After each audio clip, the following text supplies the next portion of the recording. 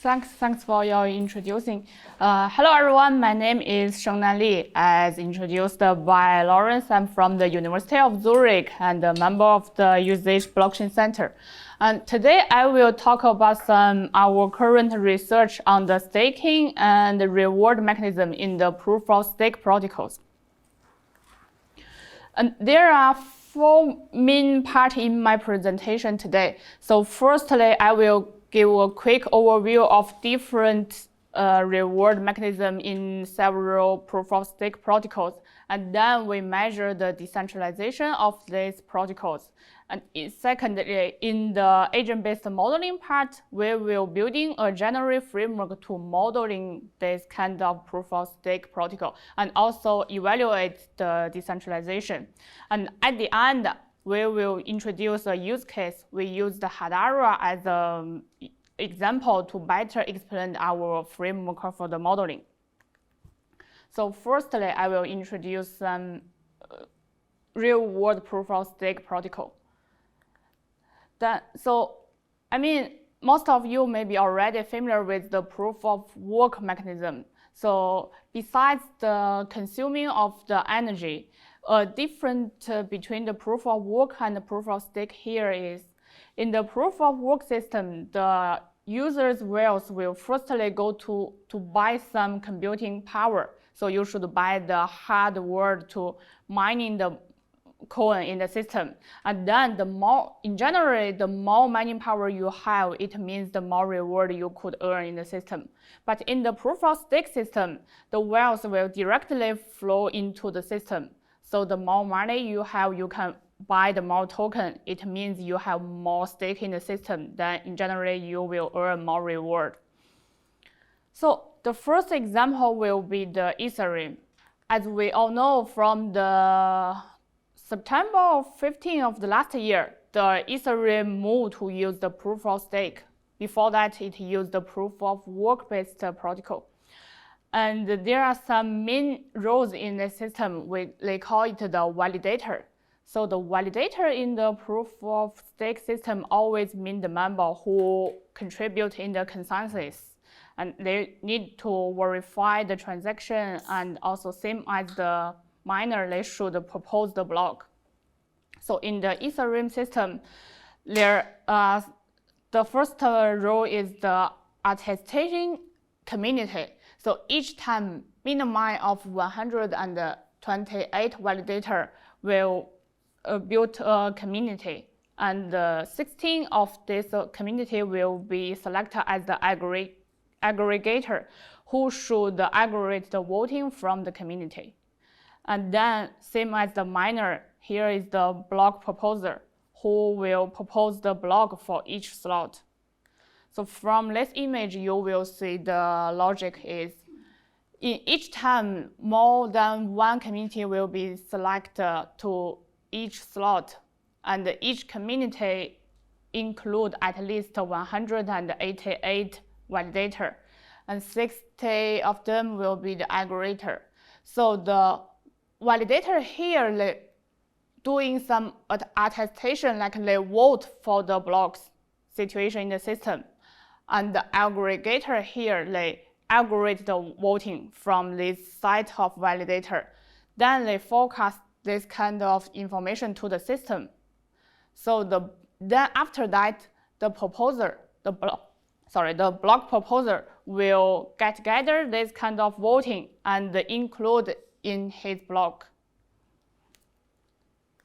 So why I introduce this kind of behavior is, every type of this kind of behavior will earn some amount of reward in the system. For example, if you give the timely voting to the source or the, I changed it at the last time. That should be the target. So if you give the timely voting for each different part of the block, you will earn different amount of reward. Like if you as a proposer, if you propose a block in the correct slot, you will earn 8 points. So in total, there are 64 weight of each block. But if you propose a block, you will receive almost 1/8 of the total reward. And there is another main concept in the system is the effective balance. So every 32 Ether will allow one validator to have an account. So you need at least 32 Ether to join the system. So each 32 Ether, you have an account as a validator. And your reward and punishment will always be scaled by this 32 Ether. But if your effective balance is less than 16 Ether, you will be removed from the system. And also, as I mentioned before, the slot of the system is same as the block time. It's also the same length of the period is 12 seconds for each slot. And each epoch includes 32 slots. So it means it could be 32 blocks of each epoch.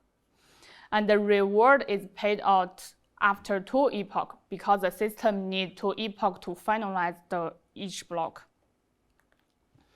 And how to calculate the total reward in Ethereum system?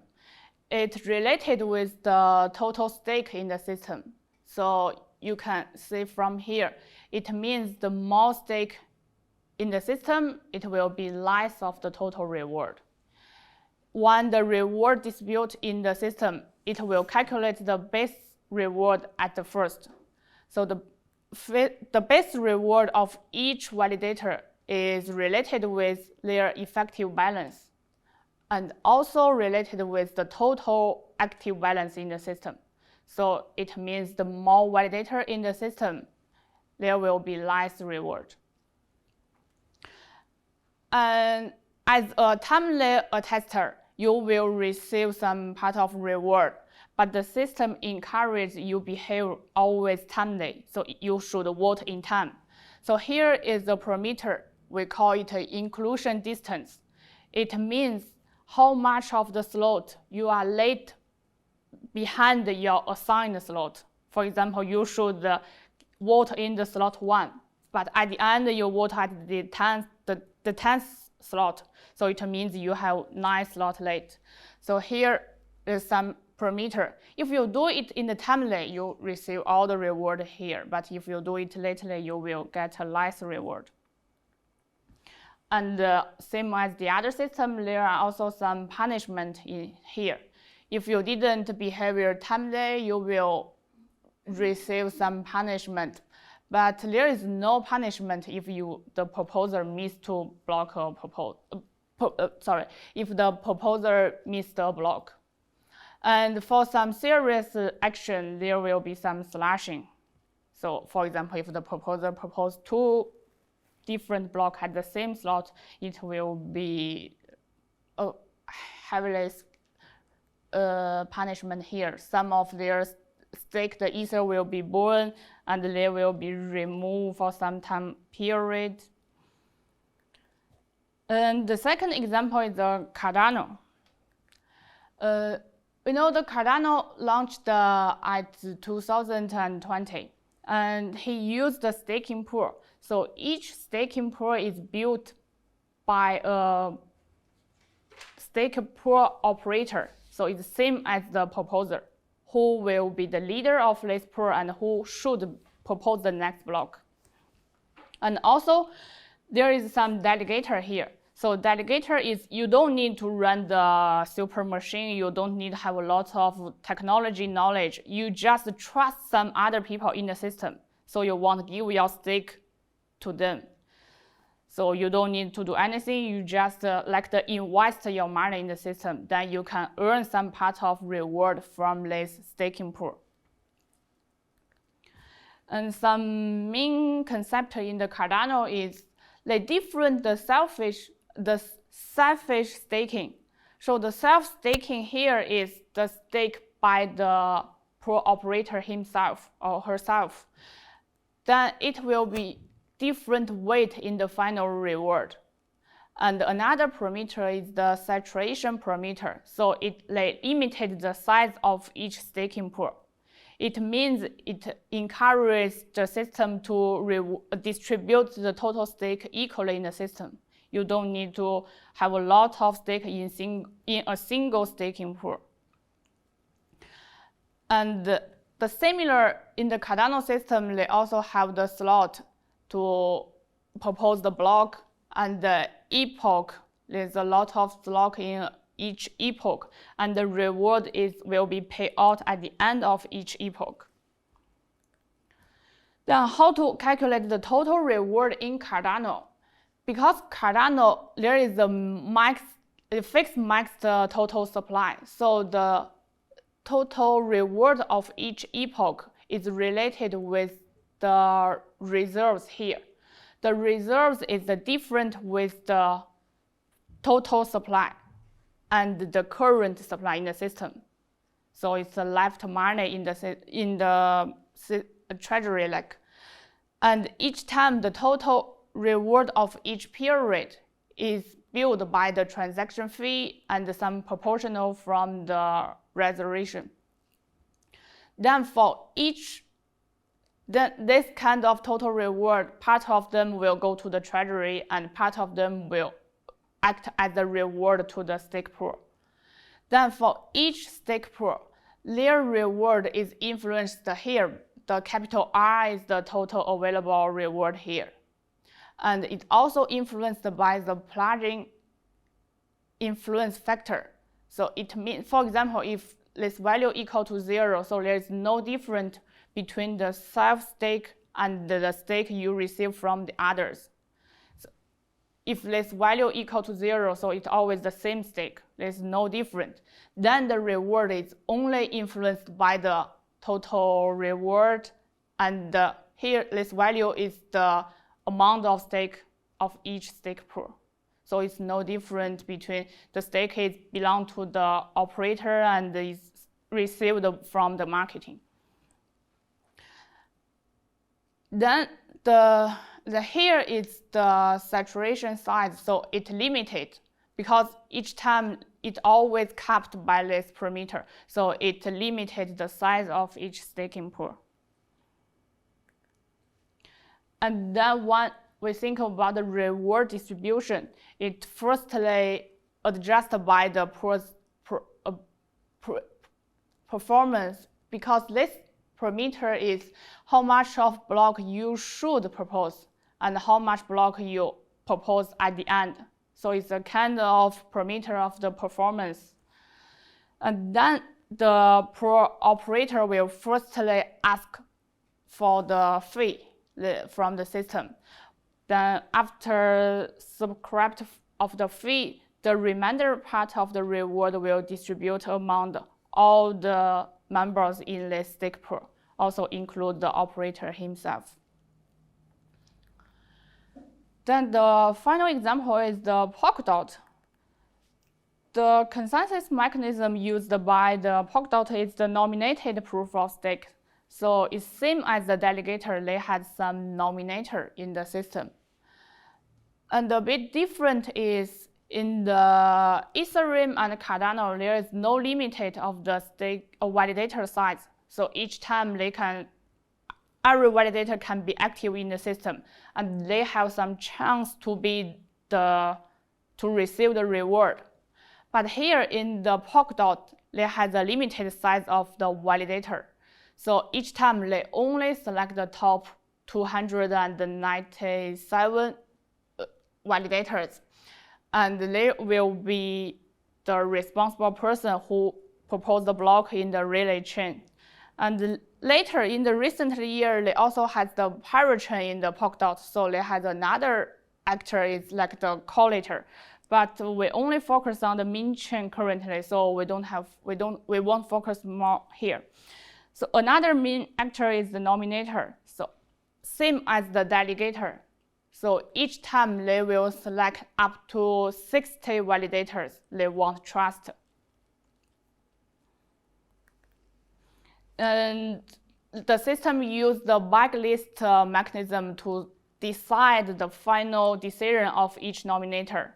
So who will be the nominator of each validator will be decided by the protocol.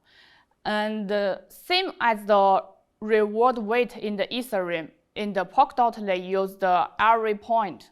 So this array point is also earned by some payable action by the validator, like they propose the block, they vote correctly. they will earn some or point or credit from the system. And each area will be around 1 day. So after each 1 day, the system will pay the reward of this today. Then for calculate the total reward, because Polkadot there is no max total supply. So they decide the total reward by some inflation model. So the protocol decides there's around 10% of the inflation rate of the system each year. And then they decide the total reward based on the total active stake in the system. Same as the Cardano, part of the total reward will go to the treasury. Then a bit different here is, as I mentioned in the Cardano, the reward will distribute proportional to the stake of each validator.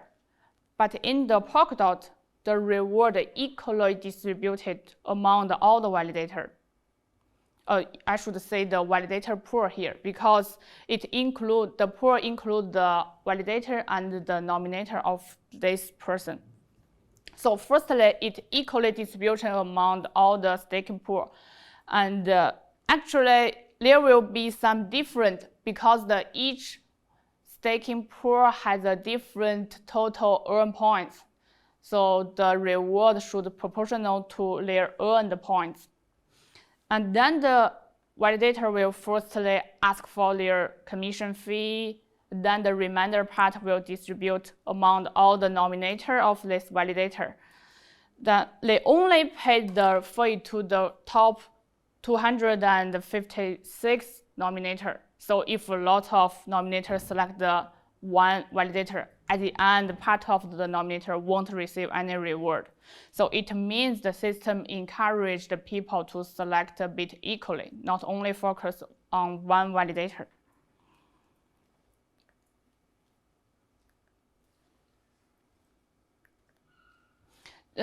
Also, there's some similar kind of slashing and the punishment in the system. Depends on different level of the behavior.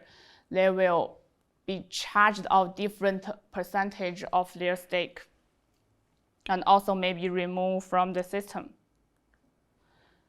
So until now, we can find that from the different type of the proof of stake protocol, they will have some different name of their validator. Some call it as the proposer, some call them as the validator, and also the delegator and the nominator. And some has a slashing, some doesn't have. Also, they encourage the equal distribution by the saturation or the equally distributed reward among the validator. Then what we want to further think about is all the system distributes the reward among the validator fairly or equally, or should there be some decentralization among the different platforms. So we try to do some measurement in different systems. Then collaborate with another PhD student in our group. We collect the data from different platforms. Here we show the result of the Polkadot and the Cardano to do some comparison here. As we collect the data from the very beginning and to the almost the middle of the last year. As I mentioned, the Polkadot, it has a limited size of the validator, but the Cardano, there has unlimited in the validator side. Later, you will see some different here. Then what we measured is, firstly, we measure the Gini index. It's a common index. We measure the wealth distribution among the population. So if it's equal to 1, it means it's very unequal. But if it's equal to 0, it means it's equally distributed among all the members. And we also measure the Nakamoto index here. So the Nakamoto index means the minimum fraction of validator. It needed to be controlled more than 0.5% of the stake. So it means if one person can already control the 0.5% of the stake in the system, it means the system is very decentralized. So the larger number of this value, it means the protocol is better in terms of the decentralization. It means you need a large amount of validator to control the 0.5% of the stake. And firstly, we show the total number of the stake pool. So here in the Polkadot, you see each time they select a fixed amount of validator. And in the Cardano, there is no limitation here. But you can find even there is a limited in the Polkadot, but actually the system still has a great growth of the total amount of validator. But in the Cardano system, even they don't have any limitation of the validator, but actually there only fixed amount of pool can really receive the reward at the end. Because in this result here, we show the rate of the reward pool among the total active validators here. So you can find in the Cardano, there's only around 50% of pool will really receive the reward. So it doesn't mean that you participant, you will also receive the reward. And for the inequality and the decentralization, here from the Gini index, you can find the Polkadot performance almost better in the reward and the stake distribution, because it has the lowest Gini index and the largest Nakamoto index. But if you look from the cumulative reward, it's kind of wealth of the system. So it's also a bit higher inequality. And the Cardano, because there is open set of the validator, so you can include the different level of the validators. Some has a really less amount of stake, some maybe have a lot of amount of stake. So it shows a bit higher level of inequality. So at the end of this research, we find there's a similar trade-off between the openness, between the inclusion and the fairness. So it means the more open the staking process is, the more inequality the reward distribution tends to be. But currently, by collaborate with Tao Yan, a PhD student in our group, and Lu Yao, a professor in the, I think it's Duke Kunshan University, we do the similar research on the Ethereum system. So firstly, you can find here, we show the daily total reward of the Ethereum from, because this is the time the Ethereum merged. So it's tend to use the proof of stake. So here we show the 1 month date.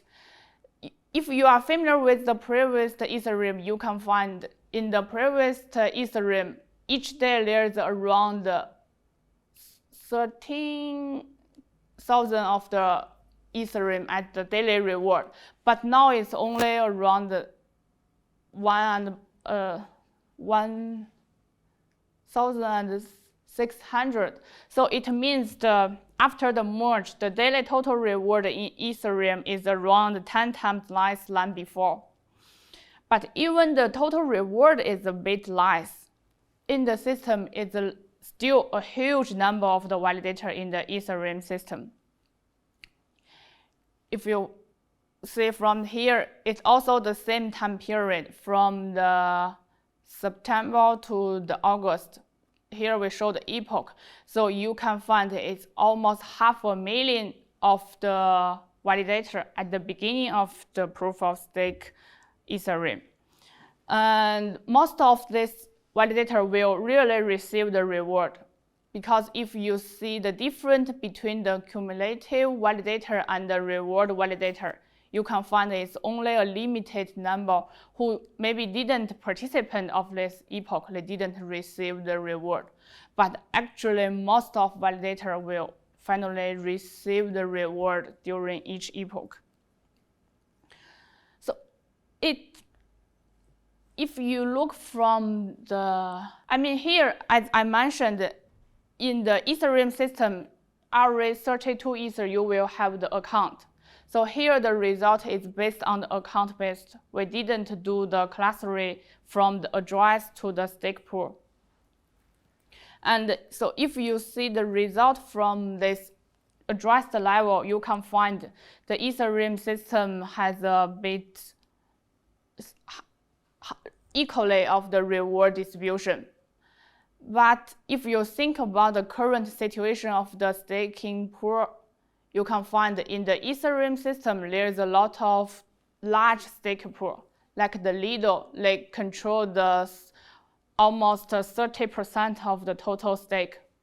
So it means among the loads of stake, almost 1/3 of the address is owned by the Lido.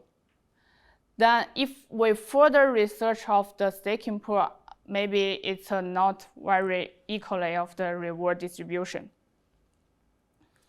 So it means the way how the proof of stake protocol is implemented will greatly minimize his equally of all the decentralization of the reward distribution.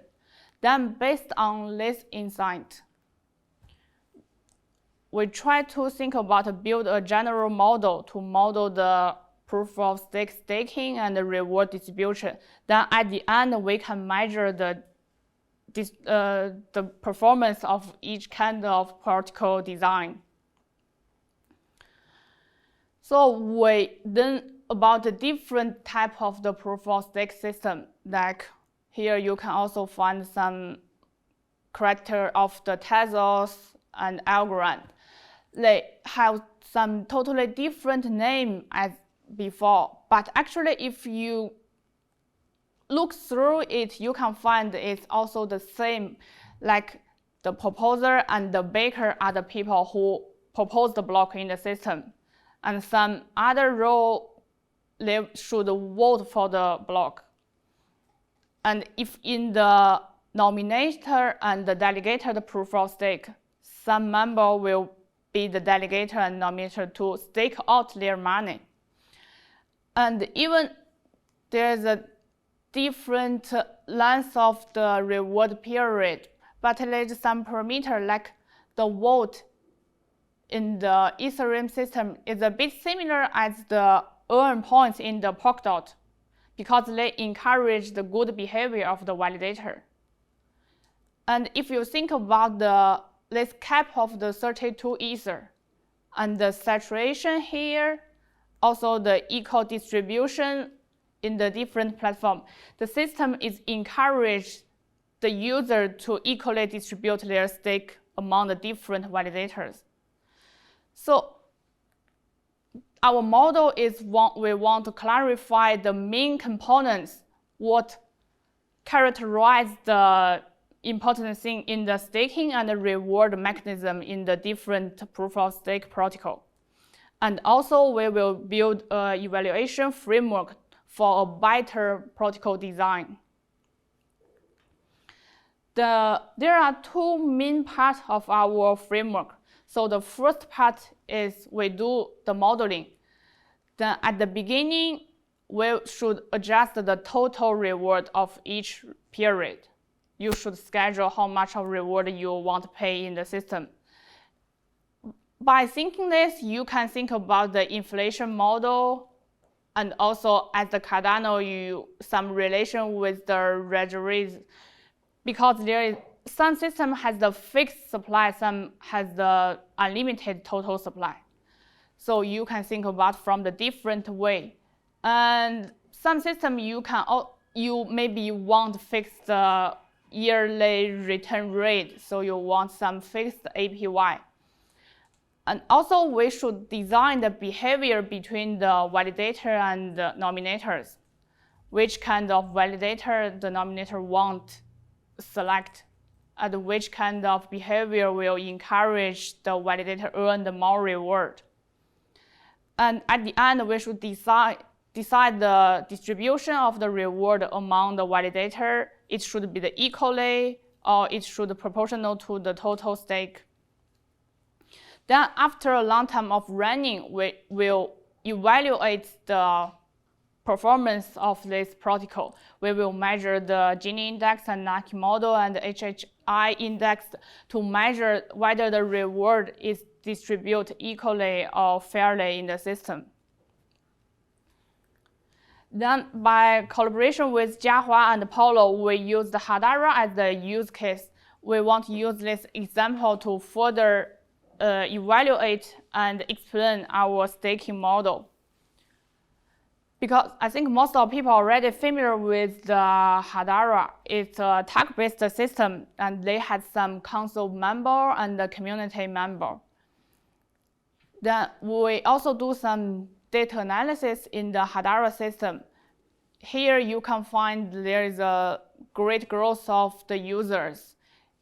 The blue line is we calculate from the transaction. So each means the active account in each transaction. Then we also look from the network perspective. So we can build the transaction network from each transaction. And here we look from the weekly transaction network. I think Carlo also do the bit similar work in some different proof, but it's in the proof-of-based system. But the logic is the same. You measure the degree associative of the transaction network. Then the negative value here, it means a lot of node with the low degree always transact with the node with the high degree. So it means in the real world, it means a lot of participants transact through a few dominant intermediate in the system. So they always transact with some centralized node. And from the balance of the system, we measure the Gini index of the balance of all the users. Then we remove some part of special account. For example, here we remove the early user. The early user means they create an account at the first month, and the yellow line is of the first year. Because from the result, you can find the early user, maybe the founder or the co-founder of the system, they always own a large amount of stake. So it's not very useful when we measure the the wealth distribution. Then we also only consider the balance with the bit amount of H bar. So we remove the part of zero account or always inactive account. So here you can find the wealth distribution is not very equal. But from some point, like almost after the middle of the 2022, the system has a chance to be the more equal of the wealth distribution. Then, because we want to model the reward distribution, so we do something about for example, here it shows the dynamic of the daily active account. So how many accounts are really active in the system. And we also fit the daily transaction fee of the system. This result will help us to forecast of the future transaction fee of the system. Then later we will use this forecast to decide the total reward of each period. Here, we think about extreme situation is the system is no inflation. So we think about the reward is only from the transaction fee. Because if you think about the sustainability perspective, it means the system can be self-financed by the transaction fee. Then the reward of the validator is not too much of the inflation of their own money. So based on the previous fitting of daily transaction fee, we can plan the yearly total reward and then decide the total reward of the daily total reward or the weekly total reward. We can design it in different functions. Here we saw the simple example. We can think about it as the increase, decreasing, or the constant function. Then we model the behavior of each staker. So the staker here is same as the nominator who only trusts the others. And the node here is like the validator. Just a different name, but a bit similar behavior of the other system. The same as the same as the Hedera system, there is a fixed amount of node here who will behave as a validator. I think there's a 38 community node and 39 console node. So this amount of node will act as the validator. And there's another large amount of stake in the system who will select each node in the system. So at each time, the staker here, the large amount of staker or the user in the system, they will select one node at each time and stake out some part of their balance. And the staker decision is based on a kind of time weight value of the validator's behavior. This behavior includes all the history data of the node's participant level. The participant level is a kind of behavior of the validator. If you always behave good, like the reputation. If you always behave good in the system, you will have the high reputation in the system, and lots of stakers will willing to select you. And the other is all the history data of the reward rate. This reward rate is influenced by a bit similar as the saturation. So here we had the maximize threshold and also the maximize cap. So if you receive the stake from the system less than the maximize threshold, you won't receive any reward. And if you receive the stake exceeds the maximize cap, so your reward will be diluted. So we also encourage the equal distribution of the stake. Then the performance of the validator, as we mentioned, is influenced by the participant level. This kind of behavior is only influenced by like the running time or the quality of their machine, how much of the block they proposed. And we design it as a kind of memory function to evaluate all the history data. So then they can, this two parameter build the final reputation of each validator. So the high score here is mean you have the higher reputation in the system. Then the reward, the third part is we decide the reward distribution. So the reward is among the nodes is the same as the validator, and the part will be paid to the staker. Then the daily reward is based on their behavior and also the share of their stake in the system. Then the staker's reward is based on the node he selected to trust in the system. So we do some evaluation here is about the final reward of each node and the staker. The reward distribution is more equally among the validator is what we want to see. Because here is the result, we give some initial setting of the balance distribution among the stakers.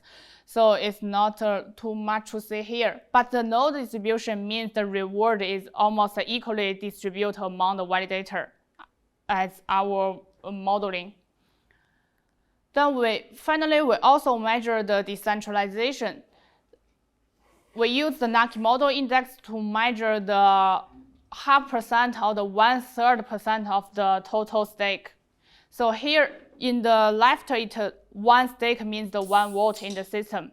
But also in the Hedera system, they have some special case is they give some voting weight to different node. For example, if you reach some level of the total stake, you will get some different number of the voting weight. If you have 10, you maybe get 0.5. If you have 100, you will get 1 point of weight. So it not means the one stake, 1 volt. They have different mechanism to decide the voting weight. Here we measure the Nakamoto index based on this kind of voting weight system. You can find in the voting weight system, you need more percentage of the node to control the more, either half of the voting weight and half of the 1/3 of the voting weight. So it seems like the voting weight system performs better than the one stake, 1 volt system. So it's better for the system to distribute the staking, because for some point, the staking also means the power of the validator. Then this kind of mechanism is much better.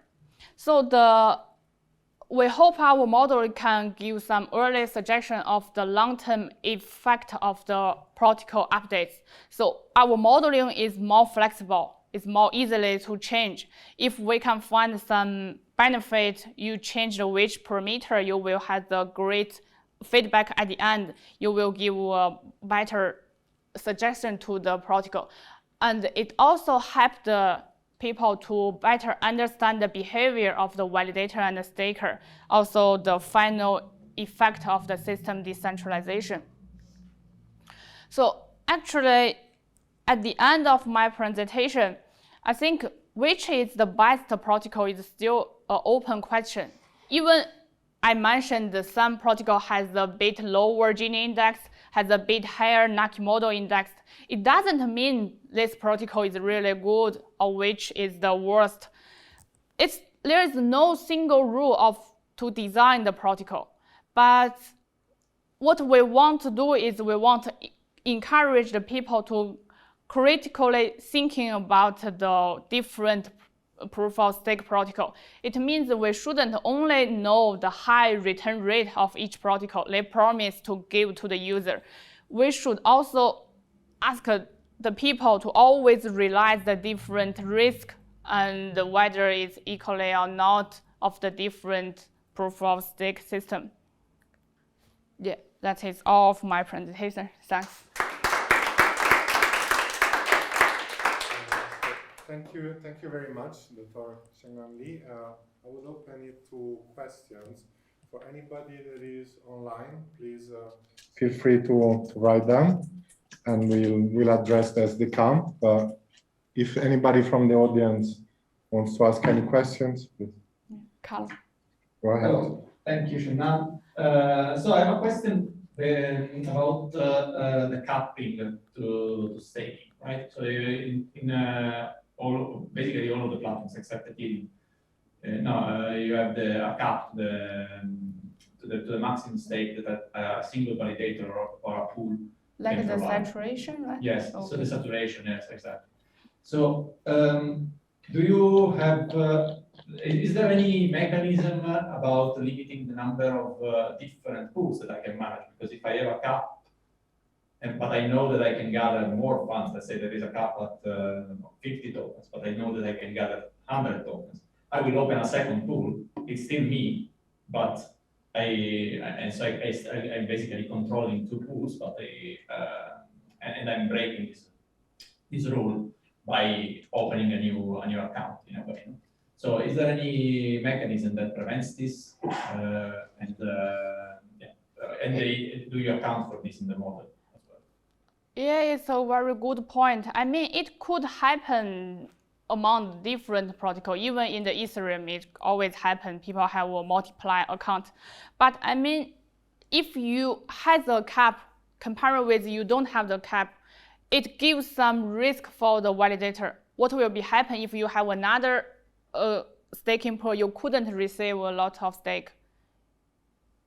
You might lost some money, right? If you put all of your stake in the single staking pool, you can ensure this account will receive the, as much as you can expect to receive. But if you split your total stake to a different stake pool, it means you will facing some risk to miss some amount of reward. But in proportion, it should be the same, no? Yeah, but if I equally distribution, it maybe it's not a risk. But if I distribute proportional to the stake, then your staking pool didn't miss the minimized threshold. You should lost some reward, right?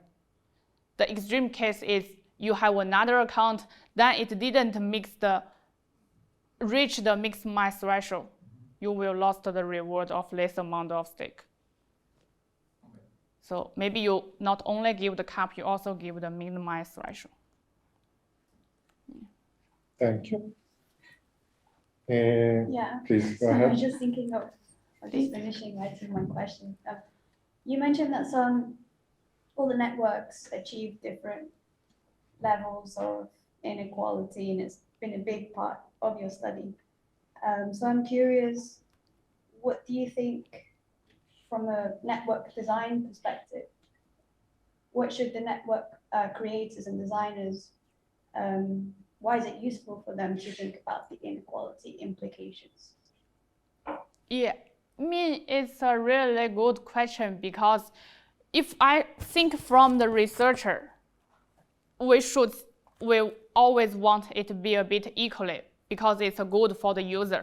But if you think from the founder of the company, it could be a different perspective, because maybe at the beginning they want to encourage as much as invest from the marketing, so they open the validator site. But at some point, I think they should think about what will be happen at the long-term running. If they always give as much as reward they can in the system, then they can only cause the inflation. So the validator always earn the more reward based on their own money. They just dilute their own voting in the system. Is that the case with the max supply, the fixed supply, as well as the? It also because of the total reward. If you always promise you will give as much as the reward to all the validator, actually at the beginning you will be happy with that as the validator because you earn a lot of reward. But at some point you should think about it. You just use your own money to earn some more token in the system. You just dilute your own voting right in the system. So as the researcher, we want to encourage the protocol designer further think about what will be happen at the end. Maybe the money will only centralize in a limited set of the user. It's not very good for the system.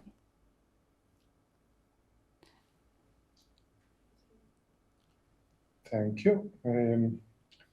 I do have one question from, I think the protocols that you showed, they all have very different timing of payouts. I think in one case is 5 days, one case is maybe like a few minutes, basically. Yeah, the reward period. I was just curious if you have any consideration as to why they are so incredibly different.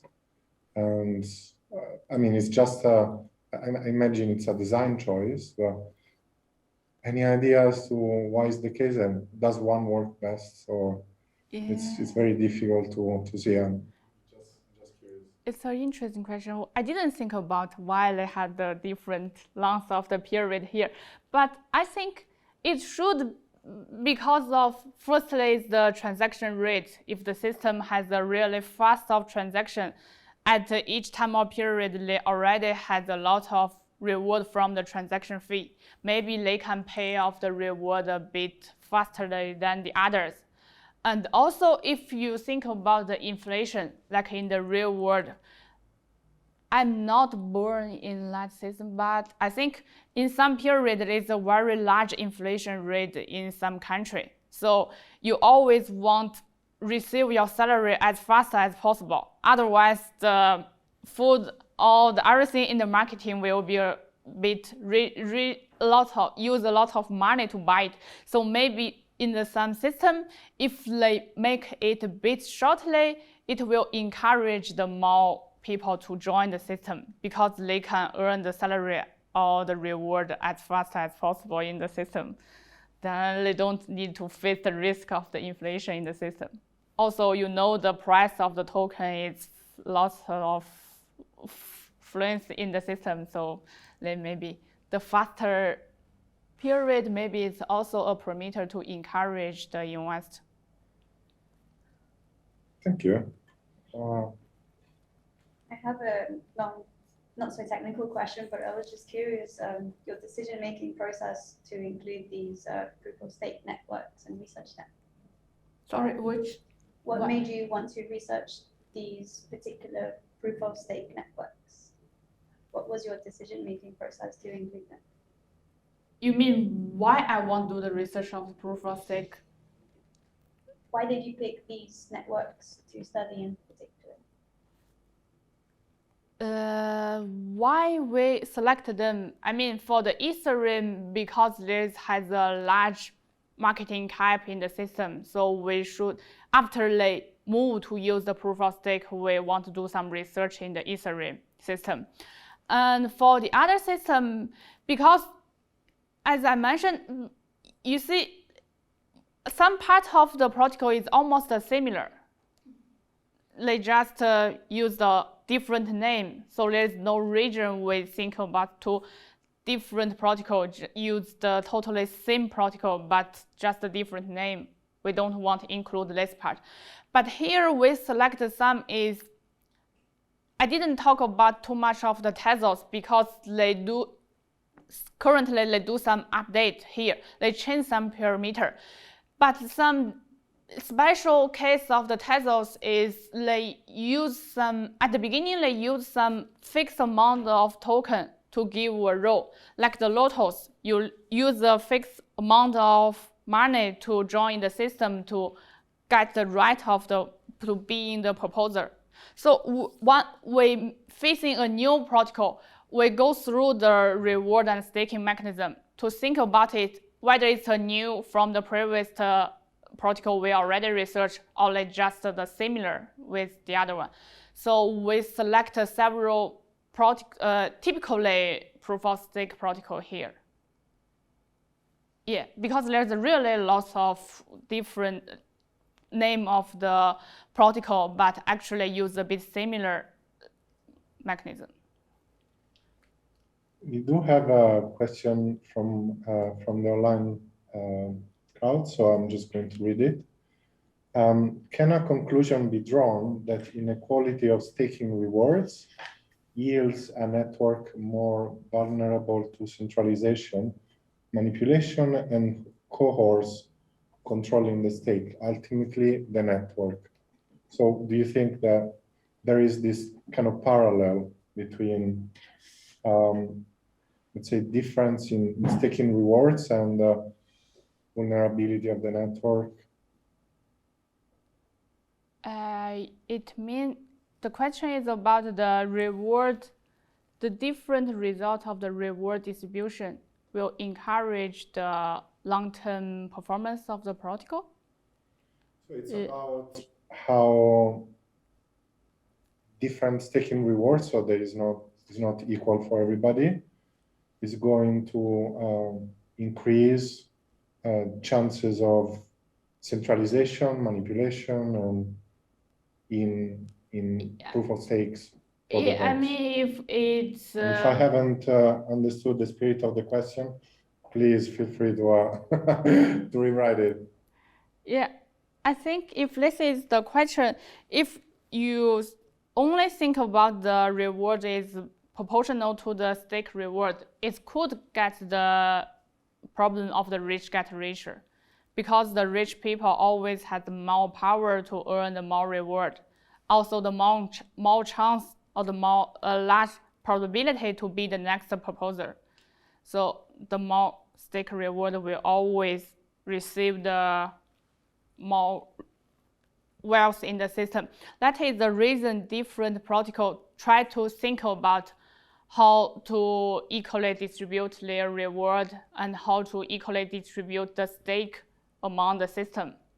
So if it's not the case, the system can just singly design the reward is always proportional to the total stake. They don't need to think more about that. But they think about it because they also consider there should be an issue at the end, because the decentralization is a very important measure of the blockchain system.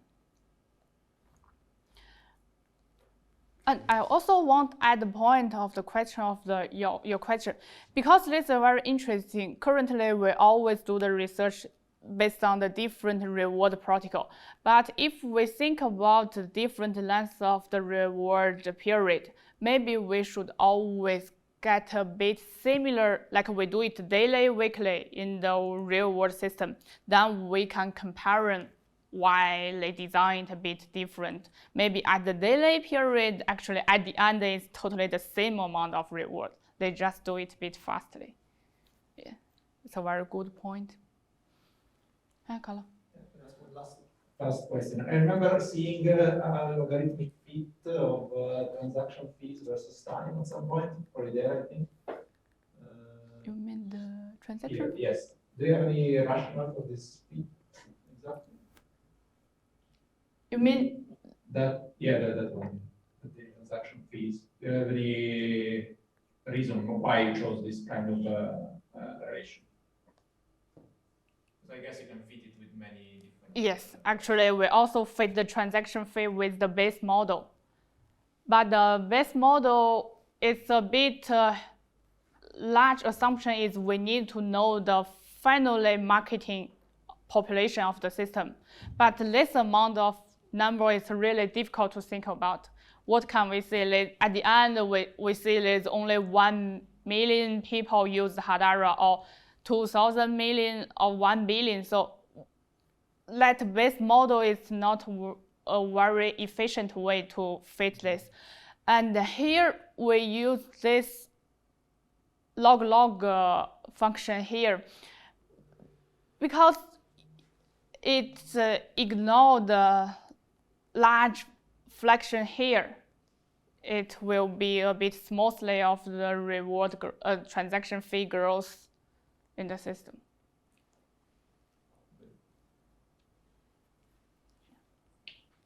Okay, we don't have any other question. Sorry, maybe I just add to the block bit that we've been exploring a little bit. So there is actually assumption, underlying assumption with this block fit, which is the transaction fee revenue would be upward sloping instead of downward sloping. So there's this assumption there, and then we played with a couple of different shapes. And well, log actually you could also see it as basically just a linear, right? But if you fit directly linear, you would get negative. You would get negative slope. But the thing is, like Sheng-Nan said, there's just a lot of volatility kind of in between. But if you just lock the transaction fee, I think, which is also a common practice in finance, where you have where the dollar amount will be locked usually, right? You do see a upward trend, and we just want to capture this kind of general upward trend. With the effect that it gradually, once you lock the dollar amount, we want to capture this upward sloping trend, but also the trend that the increase with the speed of increase and decrease. So that's the basic. This is actually no rocket science. A little bit of actually, I misread the thing that I thought it was fee is proportional to log of the time. Oh no, it's log. Yeah. Big log makes a lot. Yeah. So at the beginning, the y-axis is logged, and then we look at how what we fit with the x-axis. Again, like I said, a common practice to log the dollar amount. or any monitor mode. I have a question with regard to the, I think it's Cardano's mechanism, because I see it's delegated proof of stake and you have pools involved, right? So when you are measuring the distribution or degree of distribution, just wondering if you actually if you only look into the distribution of rewards received by pools, or did you go a bit deeper into who actually delegate, as in which individual stakers delegate their stakes into the pool, and then the pool receives rewards and so on and so forth? Yeah, for this part of research, we only focus on the validator pool, even in the Polkadot or the system way, because we want to do it in the different platform. But at that time, some platform has a bit challenge. You get the data of the sub-validator, the nominator of each validator pool. So this result, we only focus on the validator. But now we collect the data of the, like you mentioned in the Cardano, we already collect the data of the nominator. But for some other platform, we still have the challenge of the data collection of the nominator, because not all of the data record in the API. We run some node, but you know sometimes the node is not very fixable. Oh, how does it? I thought an individual person would just put their stake into the pool, and then the pool would just stake on whichever validator they wish to stake. Is that not the case? Which one? You mean the single validator? I mean, just in general, this kind of staking through the pool. You mean the one staking pool is only include the stake of the validator? I thought that the pool would just stake everything in the pool to one validator, or that's not the case. Or they might also stake into different validators. For the Hedera, currently in the model, we only select the one staking. And as I mentioned, in the Polkadot, each nominator can select up to 6 validator at each time. Right. But Cardano, sorry, that's Polkadot, but that's not through pools, right? The pool is built by the validator and all the nominator of this validator. Or you mean the pool is the same as the delegator? The delegator, yes. Yes, the delegator, then in the different system, I mean, even in the Polkadot, they select up to 6 validator at each time. But if you look from the data side, you can find after they use the backlist mechanism, at the end, each validator always only have one nominator in the system. But they have the right to select a different validator. But if they rank the total stake, I mean, if they rank the nominator's stake by the amount of their stake, they will always stake all of their stake in the single validator. Yeah. But if we had the saturation parameter, if this pool already mix the saturation, they can think about to stake a part of stake in the other pool. Yeah, they can.